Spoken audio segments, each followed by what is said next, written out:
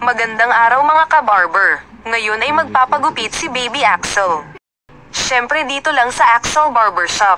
Mag-uumpisa tayo sa guard number 2. Gamitin ang buong lakas ng clipper. Paikot lang na undercut. Yan. Ganyan.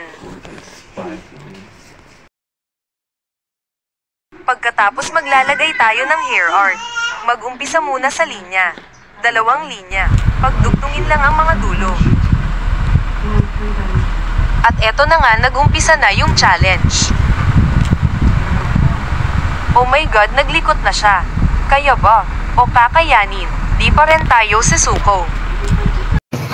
Ngayon gagamit na tayo ng pinagbabawal na teknik na ipinamana pa ni Master Pogi. Nanggaling pa daw ito sa planetang Namek nang pumunta si Piccolo dito sa Earth. Oh my gosh, huwag kang lumingon, please. Ituloy mo lang, paulit-ulit, hanggang sa mabuo mo na yung design. Pagkatapos ay umpisahan naman natin mag-fade pie cut. Ngayon ay labahan naman ang gagamitin natin pag-ahit. Syempre dapat maingat, kasi matalas yan. Ginagamit yan nila Piccolo sa pagtuli, kaya dapat hindi ito dapat paglaruan.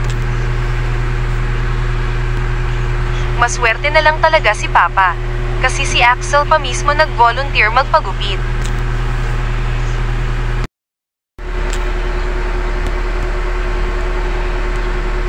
Ayan, malapit na, konting tiis na lang Baby Axel. Malapit na matapos ang iyong ama sa paggawa ng art.